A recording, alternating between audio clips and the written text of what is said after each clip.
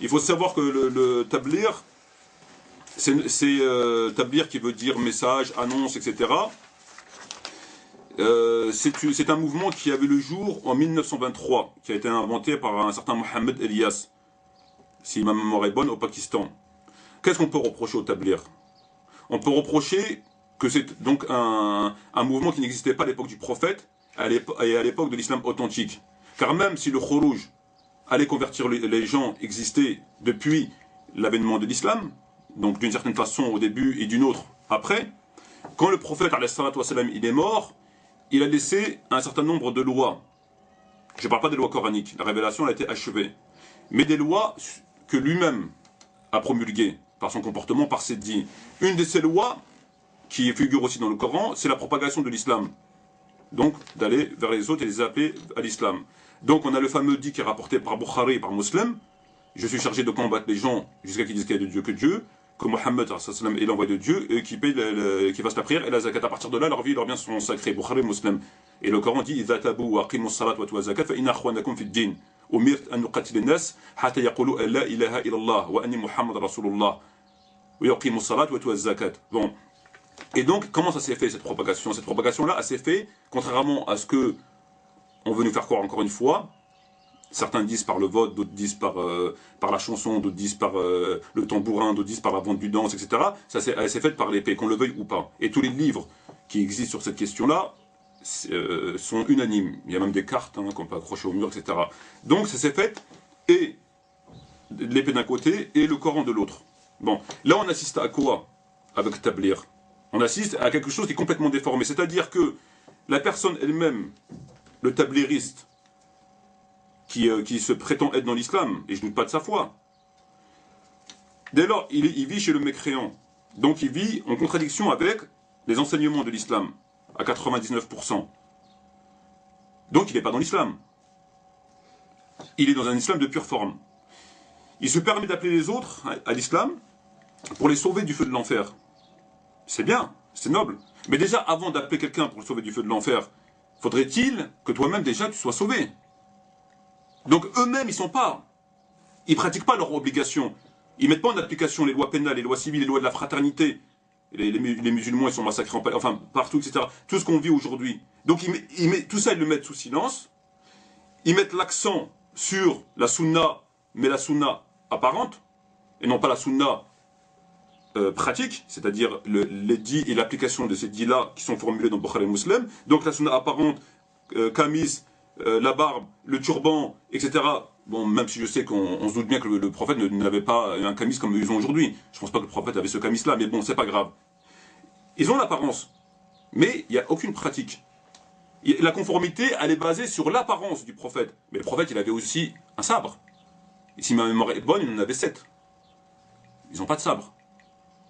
Etc. Le prophète, il avait une armure. Donc s'il avait une armure, c'est qu'il faisait, et des sabres, c'est qu'il faisait un travail dans ce sens-là. Il ne se baladait pas avec son sabre et avec son armure, mais c'est qu'il avait ça, c'est qu'il avait des raisons.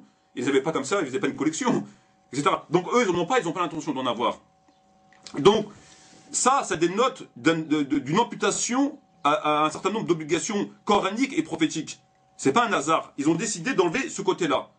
Donc eux-mêmes, ils ne sont pas dans la religion, ils ne pratiquent pas leur religion, ils appellent les gens à un islam de pure forme, et qui eux-mêmes appliquent, et ils ont une apparence de personnes qui respectent à 100% la sunna, mais que dans les apparences. Donc déjà ça, c'est quelque chose qui est très grave. Après, on peut considérer que ce n'est pas un mouvement égaré, mais à un certain niveau hérétique. Pourquoi hérétique?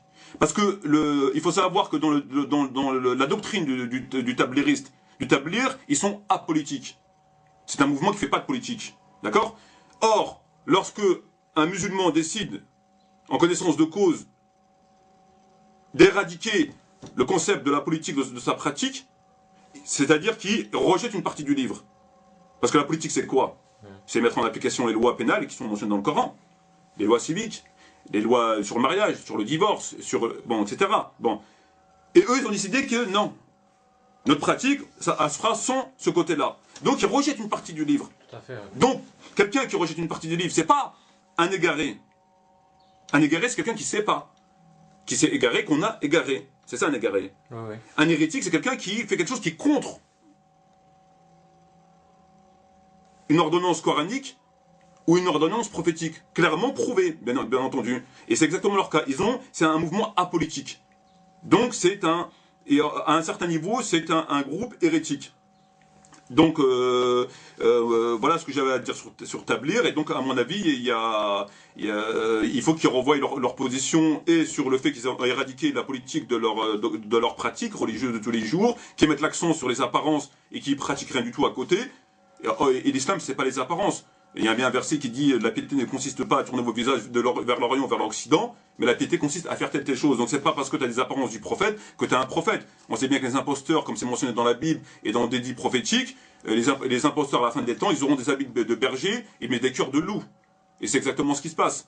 Donc maintenant, il ne s'agit pas de rentrer dans l'individualité en disant lui c'est un musulman, lui il n'est pas du tout. Mais sur leur pratique et dans la doctrine et dans ça, ils sont pas conformes du tout. Donc si on lit par exemple un prêche d'un imam tabliriste, alors il dit par exemple être musulman c'est aussi respecter le droit des autres. On est d'accord. C'est être bienveillant avec ses voisins musulmans et ses voisins non musulmans. Donc moi je ne savais pas que le musulman avait des voisins non musulmans. Ça c'est nouveau. Je pense pas qu'à l'époque médinoise, il y avait des musulmans, et puis il avait un voisin qui s'appelait Pierre et puis qui tapait les ricards. Il avait l'autre qui s'appelait Jean-Paul et qui tapait des tranches de jambon beurre, etc. Donc là, c'est des propos qui sont déformés. Et le musulman, dans la cité de Médine, il n'y avait pas de mécréants. Parce qu'on sait bien que le prophète a ordonné d'expulser tous les juifs, et c'est Omar ibn Khattab qui l'a fait de la péninsule arabique. Ils ont été expulsés, tous. La péninsule arabique, il n'y avait que des musulmans. Bon, le musulman n'avait pas. Évidemment, si on remonte à l'époque mécoise, comme certains petits malins, petits coquins veulent le faire pour avancer leur thèse, ils se réfèrent à des événements abrogés. Oui, le prophète, les compagnons sont partis en Abyssinie, donc c'était des chrétiens, ils étaient bien avec eux, etc. Mais c'est des périodes abrogées. Oui, c'est un des éléments théologiques, c'est de se référer à des lois qui ont été appliquées à la mort du prophète.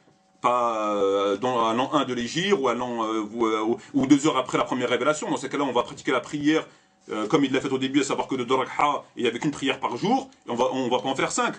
Alors que ça a été abrogé par 5 prières par jour. On va boire de l'alcool en disant, là ils ont bu de l'alcool, ou on va se référer à un verset qui autorise de l'alcool, et on va mettre de côté le verset qui abroge, il n'y a plus de pratique religieuse. Oui, on est d'accord. Oui, donc un des éléments importants pour un étudiant, c'est de vérifier si le verset ou le dit en question, il n'a pas été abrogé. Bon là, donc eux, ils se réfèrent à ça. Donc, le musulman n'a pas de voisin musulman, non musulman. Il n'a pas, ça n'existe pas. Donc lui, il dit des choses là qui sont complètement faux. Tu gardes ta voiture sur un stationnement payant, tu ne payes pas, tu restes dedans en disant, si le contractuel passe, je m'en vais. Eh bien non, tu payes ta place, même si tu restes dans la voiture. L'espace public, c'est l'État, c'est-à-dire c'est nous. Un bon musulman respecte la loi. Bah oui, un bon musulman respecte la loi, mais il faudrait commencer à respecter la loi que quand vous a révélé quand même la loi de Dieu. C'est un prêche. C'est un prêche, ça, ouais. Un musulman doit respecter la loi. Mais pourquoi ils mettent de côté la loi de Dieu et la loi du prophète et ils nous demandent de respecter la loi? Ils mettent de côté la loi de Dieu et la loi du prophète et ils vont respecter la loi des mécréants? Ils la font passer en second plan, c'est bien ça? Pas du tout, ils l'ont carrément éradiqué, même pas. Carrément. Bah, absolument, ils en parlent pas. Le musulman doit respecter la loi. Pas de Dieu. La loi de la République. La loi de Dieu, c'est... Je sais pas pour qui elle a été faite. Elle a été faite pour celui qui a envie, ou il faut juste la réciter. L'imam revient à son sujet. Combien de temps consacre-t-on à Allah dans sa vie? On passe des heures à organiser ses vacances et on ne donnerait pas 40 jours dans sa vie pour la da'wa, l'annonce du message. Qu'est-ce que 40 jours? Voilà, donc il appelle à la da'wa. Donc vous voyez, à travers ce discours-là, on voit bien que c'est un discours qui est carrément erroné. Le musulman respecte son voisin non musulman alors que ça n'existe pas. Il faut respecter la loi. Ils mettent de côté la loi de Dieu, ils vont parler de ça. Donc vous voyez, c'est complètement... c'est des messages qui sont truffés de manipulation.